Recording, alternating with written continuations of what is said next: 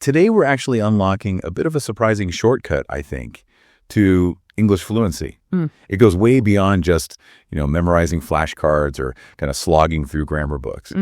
We're pulling insights from an English language learning program, one that's really focused on mastering those high-frequency words to show you how you can maybe accelerate your own command of English. Yeah. So our mission today is basically to unpack the core strategies that the original creators suggested. We're going to put a spotlight on this pretty powerful technique called shadowing. Yeah, shadowing. And then we'll nail down 5 key words from I think it was their top 3,000 words. That's the one. Yeah, focusing on the kind of the nuance they bring. And it's really valuable looking at resources like this, understanding those building blocks. There's really common words. It can just dramatically speed up your fluency, your comprehension. Right. Whether you're like prepping for a meeting or maybe getting into a new field or, just curious about how language works, this approach is, it's pretty useful. Yeah, and our specific source for this is the Master American English podcast. Their approach is kind of interesting. They deliver words in batches, like 100 at a time for practice, which is how we stumbled upon these particular words and the techniques they talk about.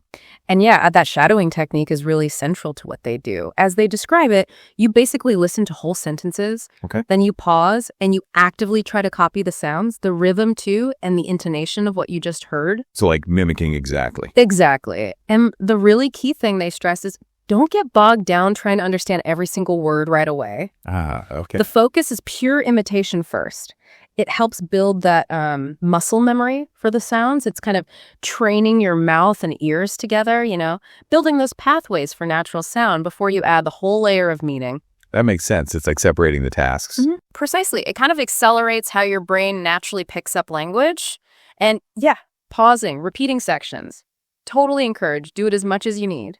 Okay, so think of this deep dive as kind of a direct route, a shortcut maybe, to understanding not just what these techniques are, but really how they work. Right. Yeah. And what specific, actionable insights they offer about using words that maybe you wouldn't get from just looking them up in a dictionary. Yeah, definitely. And it's interesting to see which words they chose to focus on too. Which were? Well, they specifically picked out approximately, outstanding, meanwhile, and then 2 really useful phrasal verbs, bring up and sort out. Okay, great list. So with that shadowing technique kind of in mind, let's turn to those building blocks, those 5 words. Let's do it. Understanding them deeply seems like it could really transform everyday communication. Let's unpack them. So let's kick things off with outstanding. It just sounds so positive, doesn't it? It really does. When I hear outstanding, I think, yeah, something exceptional. Is there like a specific nuance there compared to just saying excellent or maybe superb? That's a really good point because good is, fine, but outstanding, it really carries this weight of exceptionalism. Right. It suggests something doesn't just meet expectations, it significantly exceeds them. It's a strong word for giving genuine, heartfelt praise. Okay. The source gives some good, clear examples. You did an outstanding job. Her performance was outstanding. He's an outstanding student, or just outstanding work. So it implies going above and beyond. Exactly. Above and beyond the norm. That makes it really powerful when you want to highlight true excellence. And you hear it a lot, in schools, at work, but also just everyday life when you really want to commend someone or something strongly. And grammatically. Yes. Grammatically, it's an adjective. So a word that describes a noun typically comes before the noun. An outstanding performance, an outstanding athlete. Or you can use it after a be verb like his exam results were outstanding. Got it. Okay, so from that glowing praise, let's maybe shift gears to the art of being precise about not being precise. Nice way to put it. Our next word, approximately. It sounds a little more formal than just saying about, but it seems pretty useful, wouldn't you say? Absolutely.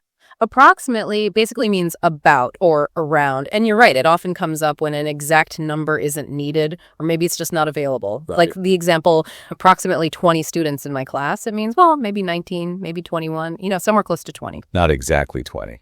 Exactly. Or the movie is approximately 2 hours long, or she arrived at approximately 8:0. So it works for time and numbers. Yeah, time, numbers, measurements. It's pretty versatile. Like the bag weighs approximately 5 kilos, or approximately 100 people came to the event. And the formality. You mentioned it sounds a bit more formal. It does, yeah. A little more formal than just about, but using it can sometimes signal a more considered estimation, especially in like reports or presentations. Oh, I see. Where you want to sound precise about your approximation. Exactly that. You're being strategically inexact, but in a clear way. And the grammar. Grammatically, it's an adverb. So it modifies a verb, adjective, or another adverb, tells us how, when, where. Right. And it typically comes before the number or measurement. So approximately 10 minutes, approximately $50. Not 10 minutes You approximately. could say it, but it sounds much less natural. Yeah. Usually before. Okay, good tip. Now, meanwhile, this word always makes me curious. It seems to connect ideas, especially in stories. What's it actually doing there? Yeah. Meanwhile is a fantastic narrative tool. It basically means at the same time, but in a different place or situation. Ah, okay. So parallel actions. Exactly. It's super effective for showing two things happening concurrently, but separately. And often it indicates both time and a kind of subtle contrast, maybe in location or focus. Can you give those examples again? Sure. The source said, I was cooking dinner. Meanwhile, my brother was sitting at the table. Two things happening at once, different people, different tasks. Right. And she was studying in her room. Meanwhile, it started to rain outside. Her activity inside, something else happening outside simultaneously. I see. So it sets up a split screen almost. That's a great way to think about it. Yeah. And you see it all the time in stories, news reports, even just daily conversation to shift between parallel events or give some background context. And the grammar for meanwhile. It's an adverb. And it usually starts a sentence followed by a subject and a verb. Okay. Like, meanwhile, he watched TV. Or, meanwhile, she was eating dinner. So you wouldn't say like, meanwhile eating dinner. No, that doesn't quite work. You need that subject and verb after it. Meanwhile, she was eating dinner. When you're doing that shadowing practice, listen for how people pause, maybe slightly, before meanwhile. It often signals that shift to the parallel scene. Good point. Okay, let's tackle bring up. Phrasal verbs. Yeah. Yeah, they always throw me for a loop a bit with the multiple meanings. They can be tricky. What are the main traps or confusions with bring up? You're absolutely right. Phrasal verbs, these combinations of a verb and a preposition or adverb that make a new meaning, they're notorious for having multiple senses. Yeah. And bring up is a classic case. It has two really distinct main meanings. Okay, what's the first one? First one is to start talking about a particular subject. Ah, like to introduce a topic. Exactly. If someone brings up a topic, Yeah. they initiate that conversation. The source examples were, he brought up the problem at the meeting, meaning he started the discussion about it. Got it. Or, she brought up an interesting idea yesterday. And you hear this in casual and formal English, like maybe someone says, probably best not to bring up politics at dinner. Right, okay. Makes sense.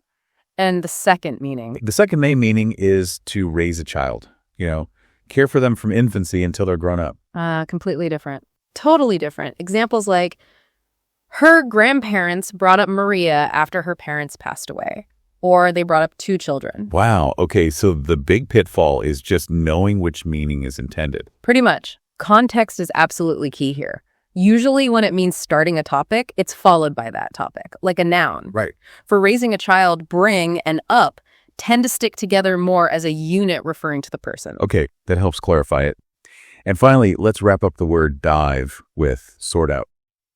Another phrasal verb, and one I feel like I hear a lot, especially for resolving things. It is. It's incredibly common and useful. And like bring up, sort out has two main equally important meanings. Okay, let's hear them. First meaning is basically to arrange things that are messy or not in order. To organize. Right, like tidying up. Exactly. The source examples were, my office is very untidy. I need to spend an hour to sort out my papers. Yeah, I can relate to that one. Yeah. Or I'm going to sort out my books and put them in alphabetical order. It's about creating order from chaos, essentially. Okay. And the second meaning, you said it was about resolving things. Yes. The second meaning, just as common, is to solve a problem or deal with the situation successfully, to fix something. Oh. Examples given were, we had an issue with our hotel booking, but the manager sorted it out for us, meaning the manager fixed the problem. Got it. Or we need to sort out this issue before the meeting, and they sorted out their differences, meaning they resolved their argument. Very useful. Now, grammar-wise, phrasal verbs can be weird here too. They can. Sort out is what we call separable. It's a separable meaning. Meaning you can put the object, the thing being sorted out, either after the whole phrase sort out, or you can put it in the middle, between sort and out. Okay, so both are okay. Yes. Yeah. You can say, I need to sort out my clothes, or I need to sort my clothes out. Both are perfectly correct and natural. Okay.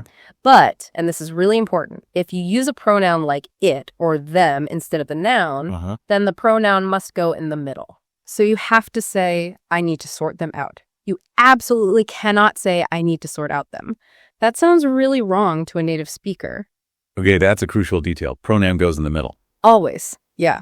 So when you're shadowing, listen carefully to how people handle that. Sometimes they separate, sometimes they don't, but always put the pronoun in the middle. It's a subtle fluency point. Wow. Okay. And there we have it. That was quite a deep dive, not just into the words themselves, but how to actually acquire them more effectively and grasp their nuanced power. Yeah.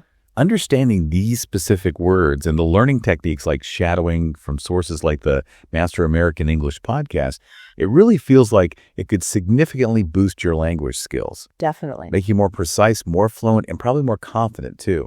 It really does highlight the power of focusing on those high-frequency words, doesn't it? Not just definitions, but how they work in practice, the grammar, the context. And when you combine that focus with active techniques like shadowing, you're not just building vocabulary, you're actually working on your pronunciation, your comprehension, your speaking confidence, basically training your mouth and ears together. So I really encourage you, listening, to think about how these precise definitions and the grammatical points, especially for tricky things like phrasal verbs, how they can sharpen your own communication. Maybe think about how you could use them more strategically.